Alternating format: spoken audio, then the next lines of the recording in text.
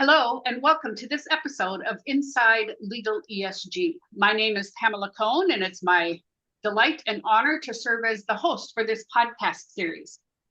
Today, we are so privileged to have with us Gerard Reid. He focuses in the energy, finance, and in the arena of geopolitics.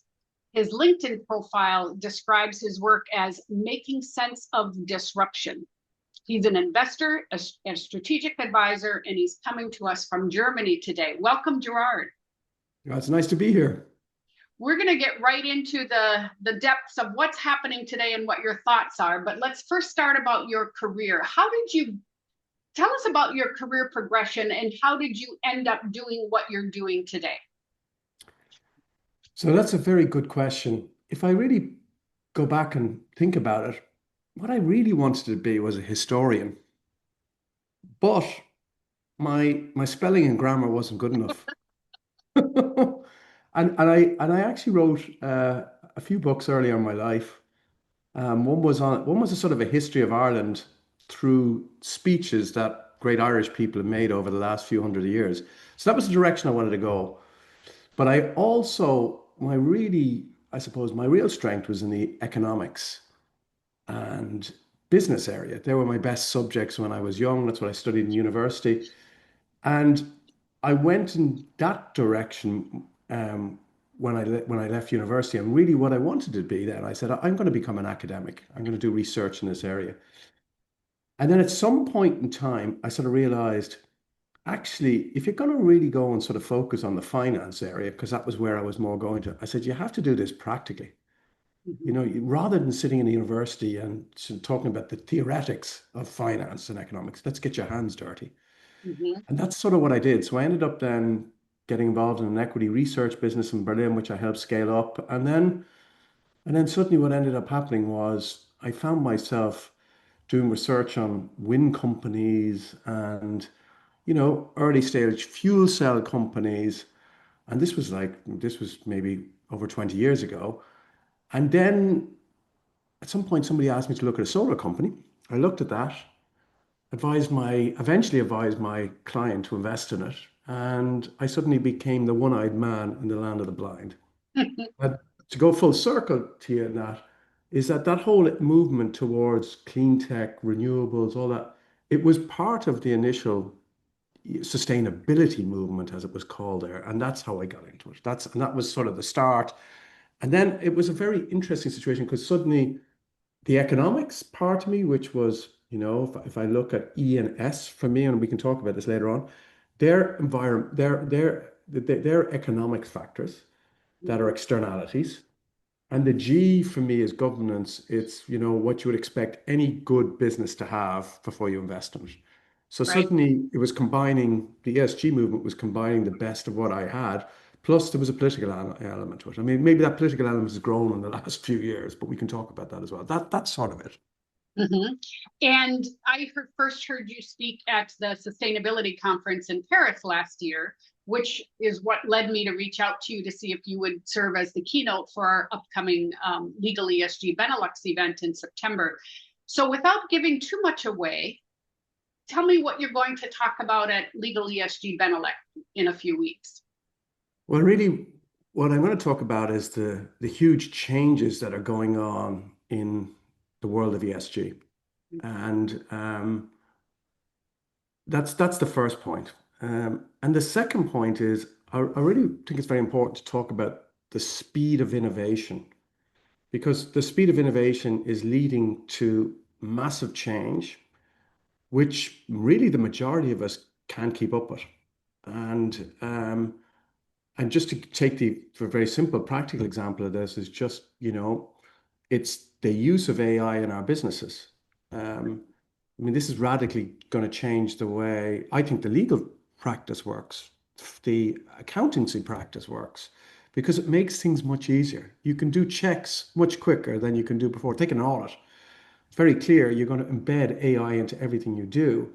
You can think of it like a search engine, right? If you do a Google search, you get a result very quickly. Well, you're going to be able to very quickly look at an organization's processes and what it's doing, what it's not doing from a contractual point of view, an accounting point of view, and really do these audits much quicker than before. So that's a very practical example, right? But again, I don't people don't realize the speed of change. And I think the message I would give to people is you don't need to become an AI expert, but what you have to realize is that it is the biggest innovation in the history of mankind. And it is going to radically change our lives. So you need to be on top of it. So in other words, blocking it doesn't make any difference. Being a Luddite and Mhm. blocking change, not helpful in this world, right? Because it's also not about us as an individual. It's also about our children. How do we prepare our children for this?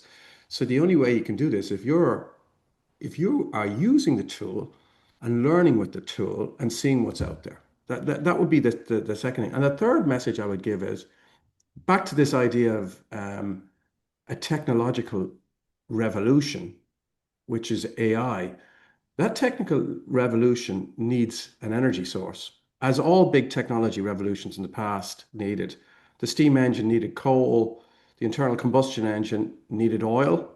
Well, today, AI needs electricity. And whether that's AI in a data center or AI in your autonomous car, they need electricity, right? And that's has a huge impact in our world going forward, because we're going to have to electrify more and more of our society because it's electricity that's required, right? It's not, I don't require coal anymore or gas. I require electricity. That's what I require. Mhm. So they would be the three things I think I'd talk about at this point in time.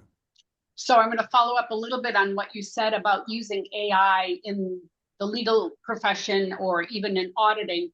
Um, to me, one of the biggest hurdles those professions and anybody who charges by the hour is going to have to figure out is what is this going to do to their financial model if what used to take 10 hours and they were billing their clients for that is now taking 10 seconds.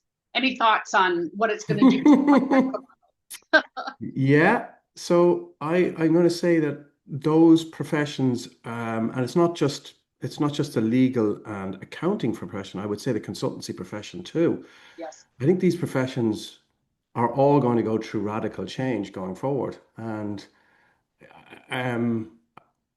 and the point is, if you don't, if you're not at the forefront of using it, and your competitor is, you're going to lose.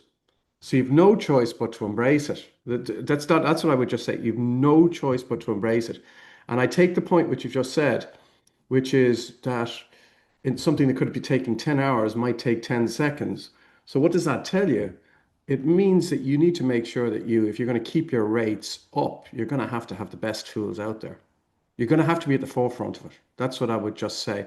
But I'm going to say another thing. I think the consultancy world, and go back to the legal world and the tax world as well, the personal element is going to become much more important because you're going to be sitting down with someone because we've got so much data coming in, you're going to have someone who's going to have to sit down with you and really help you make sense of the data. Because again, just relying on ChatGPT is not enough for something. This human element, I think, is going to become much more important in all of the Yeah.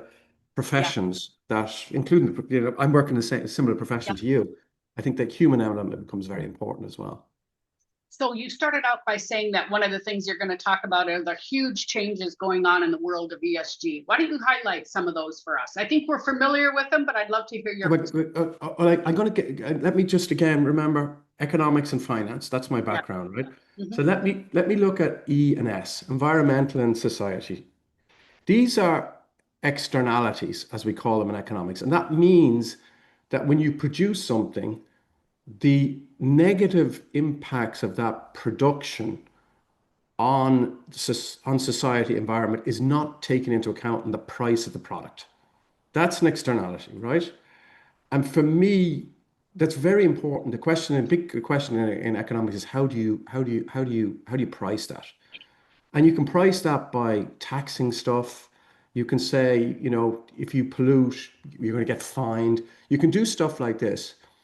And I see this incredibly important for our society because all of us want to we want to have good quality air, good quality water, and we also want to live in a world where, the the disruption to the volatility in the climate is minimized, right? I think this is also clear for all of us. We're living in a world where, like the case of Europe here, we've, probably had the warmest summer on record, but not just warm, volatility, which is, huge rainfalls, then massive drops in temperature, and then up again.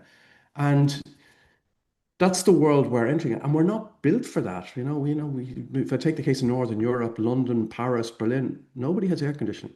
So so there's an externality cost of it, which is okay. We're impacting our climate. What does that mean? It means you have to buy more. You put in air conditioning. You have to upgrade the power system to allow that. So that for me is the NES, and we need to really focus on that going forward, because that's the big picture better for everyone. Now the G is something where I do not think the E, the S, and the G belong together, because a G is not an externality. A G is what I would call, the word is governance, but it's actually good management and good leadership in a business. So why would I invest in a business that's got bad leadership or bad governance? Because you speak to any investor and they say the first thing that you do is you invest in a management team. That's good governance, right? That's what you're doing. So why do I have to measure that? By saying, okay, good governance is when you have, you know, 5 people on a board, 2 people have to be women, 1 person has to be a minority. That for me is not good governance. Okay. And that's just putting a rating system onto something that is not really creating good performance for that business. And what I see is that people just tick the box with the G. Mhm. And that's really, really concerning to me as a former financial analyst that would look at listed businesses a lot. I just go, that's not good, because you want to have the best people in the best positions, whether it's on a board or a senior management team. And I really don't care if they're black, they're white, or they're Germans or Irish or whatever. What's very clear for me, you need to have, and I want to make another point as well on the G side, right? Again, this is my experience on the G side, is that every business has a different culture. Mhm. And what I can say is some businesses have rotten cultures, okay? There are certain there are certain businesses where, there's definitely, you can say there's a rotten culture in them. And what I mean by that is that you go into the businesses and that these people are corrupt. Okay. I know businesses like that. You can go in, but by the way, everybody in the business is corrupt, because that's what they do. Corrupt. It's like having, cancer. Cancer attracts more cancer, and they all live with each other, right? That's what you have. Now, that's bad governance, don't get me wrong. But the point I'm making is you've got investors in these businesses, and their job is to make sure that those businesses should be managed correct. If they're not, there should be legal consequences for having that corrupt type businesses. But that's different than rating a business based on, some form of diversity criteria. So that's the first thing I say. And the next thing is businesses compete ultimately based on the culture of the business. And I say that because I know startups that have gone through like a rocket to the moon, and they're completely different than, an ExxonMobil oil company, which has been around for 100 years. It's a different type of person that works there, different type of character that are there, and you have to fit into the culture. So I want to make a point that governance thing is not something I think it's very difficult to measure in KPIs. That's what I just want. Now, I could say that the KPI is, well, how good they are from a profitability point of view, and that's actually a very good way of putting it, because I say that is the KPI. To say that's what I would use when I'm looking at a business. I look and say, well, what is the KPI of that business? Is okay, it's earnings. Are its earnings growing, and are they sustainable? So we have that in place already. So that would be my view on that. Now, and I hope that's not too complicated in what I say, but I do believe the G has to be separated from the E and the S, and I think that's only it's. And by the way, you're seeing this sort of in North America present with Trump, because there is this movement away from diversity. And by the way, I'm not against diversity when I say this. I don't think it's the right way to be looking at business. I would say to you today, and I see this as an analyst, can I give you a very simple example of it? Yes. I remember looking at, as an analyst, I'm going to compare two utilities, right? One is the German utility E.ON, and then I was looking at the US utility NextEra. Now, if we went back and we were here 19 to 20 years ago, 15 years ago, the biggest utility in the Western world was E.ON. Today it's NextEra. Now, what's the difference? Diversity. So if I was to show you the board, I used to use a picture, was to show the board of E.ON 10 years ago. And there was three men, the exact same suits, right? Three-piece suits with ties on them. All basically the same career paths up to where they've got to, all German. Mm-hmm. Okay, that's a culture of the business. Okay, then I look at the NextEra board. It's diversity straight away. It was women, it was colored, it was, and you could look at them background-wise completely different than each other. There was a finance guy, there was this, that, and the other, and they also had foreigners on the board. That was for me. And by the way, NextEra went like that. So I just want to say, for me, I'm not against diversity. I think diversity is a good part of companies, but anyone knows that. I think we all know this as anyone that's in business today.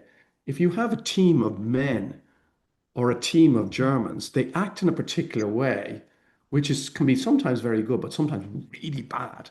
So you have to have diversity. That's where I'm coming from. But I just don't want to measure it and say you have to have 2.2 women on a board. I don't think that's helpful. We need to move beyond that.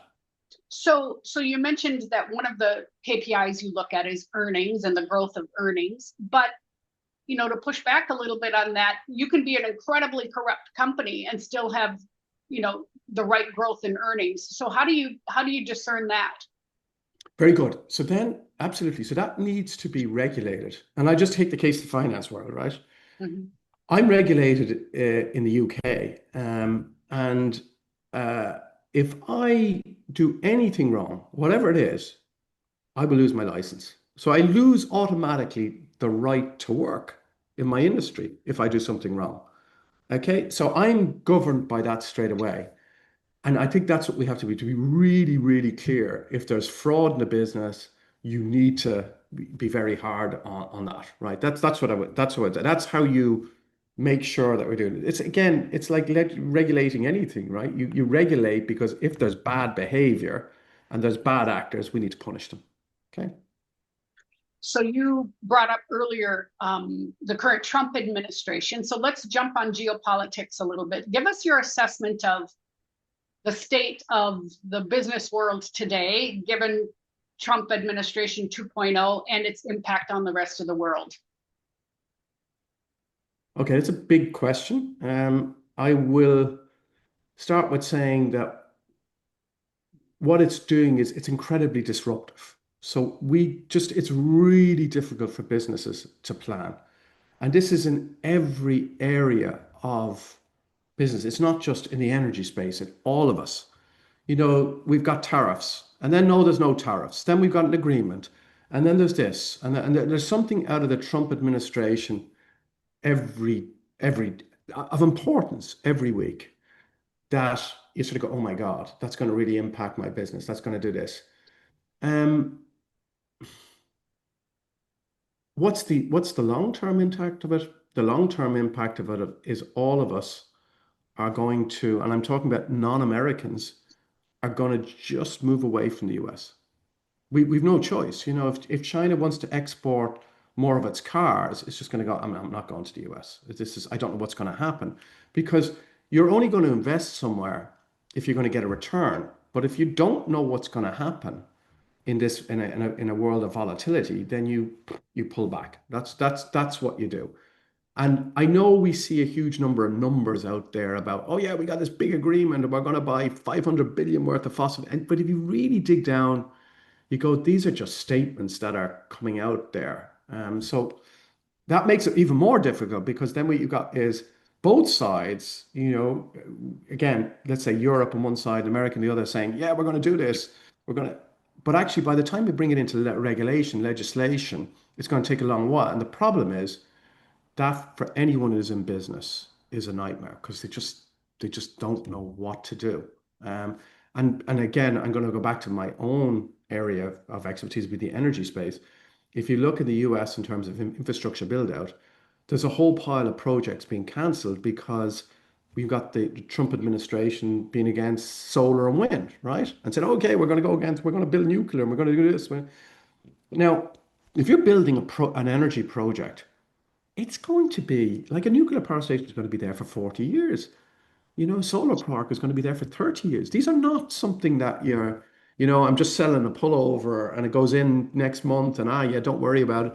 This is huge investment. So this is the concern you have is that you make it very difficult for investors to deploy capital in the right place in this area. That would be the concern I'd have. And obviously the other thing then is just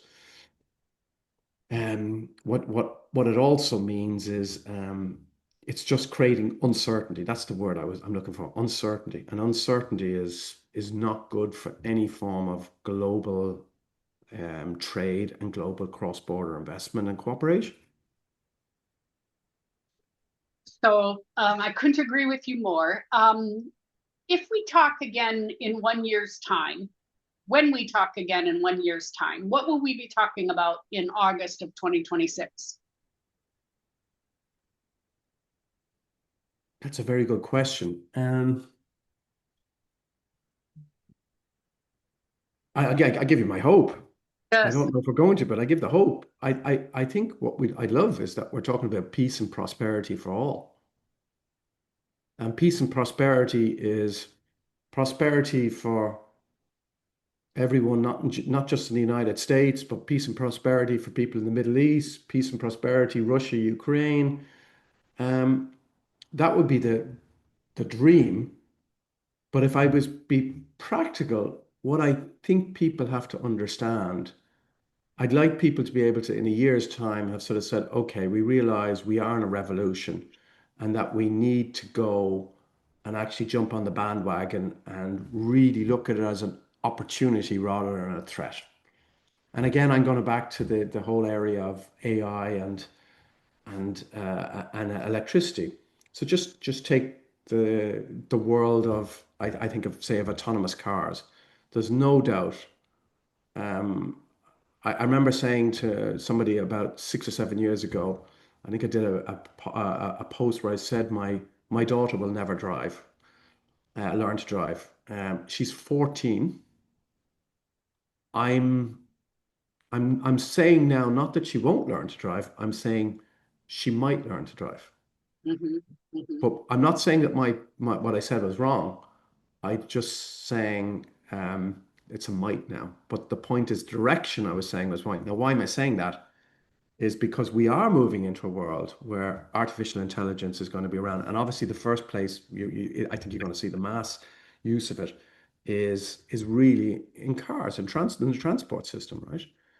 And I think you're going to see stuff like that becoming more and more visible to all of us over the next 12 months. That's what I say. And I think the other thing is, again, it's the speed of innovation. You'll realize just the speed of it is so quick that it, it pushes all of us to change. Now, the negativity, there's a negative side of that is people don't like change. And there are many cultures in business that have not needed to change for many, many years. And now you're forcing them to change. So I'm going to look at our industry. I'm looking at the finance industry in particular. I think it's going to be really difficult for the finance industry to make changes that needs to happen because they've not needed to, right?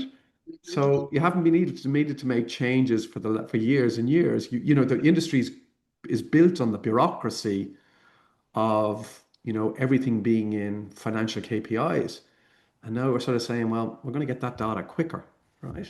That's going to have a big impact. So, but I wanted to say on the other side, Pamela, that's the exciting thing because I'm always for the disruptive businesses, and there's going to be disruptive businesses across all the professions that are out there today. I can see that. And that means there's great opportunities to, make a better world for all of us, right? So that's the way I look at the world today. So my final question, actually, you've touched on it a little bit already. Given everything that's happening, and you said that you hope for peace and prosperity for everybody in 1 year's time, which would be wonderful. But in this environment, what truly gives you hope? What encourages you and excites you to continue to do this work? Oh yeah. So what excites me is we've never had as many great minds across the world looking for solutions to our problems, right? We've never had as many science, technology, engineering, medical graduates as we'll have this year, right? Across the world. And by the way, they're all competing with each other and I call it a level playing field because the internet and AI makes it much more level, right? I can get information without from the best people in the world today without actually before I'd have to almost be beside them, right? I don't need that anymore. So that speeds up innovation. That's number one. And secondly, you've got brilliant companies across the world who are well financed going and looking for solutions across the world. That's what really gets me up there. And again, I go back to that thing. I'm very clear in my head. It's like we're now at the period at the beginning of the 20th century. And at the beginning of the 20th century, we had massive innovation. You think of it. We had the invention of the airplane. Again, couldn't do this without an internal combustion engine. Henry Ford revolutionized our world. A massive amount of brilliant businesses and wealth that was created because of that cycle. We're in the similar cycle today. And that's what gets me up every day. Now, there's another thing though, which also gets me up, which is I also realize, and this is from someone who's living I put my European hat on, is that I realize if you don't embrace the change, then you're going to have huge societal disruption and business disruption. And so I'm sort of on a mission to help people understand the importance of the change that we're going through, and they need to be proactive because I do not want to be reactive. In other words, I don't want to be in a situation where in 5 years' time we have to react to the changes that are going on because it's sort of not that it's too late, but it's just very damaging for society. So that's the other thing that I'm going more and more. That's, for example, why I'm very happy to take part in your event in the Benelux is I want to move beyond my own audience. My own audience in the last decade has been the finance world and the Mhm. economics world, right? The commercial world. But I realize that you need to move to broader leadership across society to help them make change because the finance world is not the people that just make the change happen. It's all of us All of as us. leaders. Well, we're very excited to have you at Legal ESG Benelux next month. For those of you who might be interested in looking into that event, you can find us at Legal ESG Benelux. Just Google search that. For those of you who would like to follow Gerard on LinkedIn, I encourage you to do so. He has over 175,000 followers on LinkedIn. So clearly he has something to say that people value. Thank you so much for your time today, Gerard, and I look forward to seeing you next month in The Hague. Likewise, thank you very much for giving me the opportunity this morning. Bye-bye.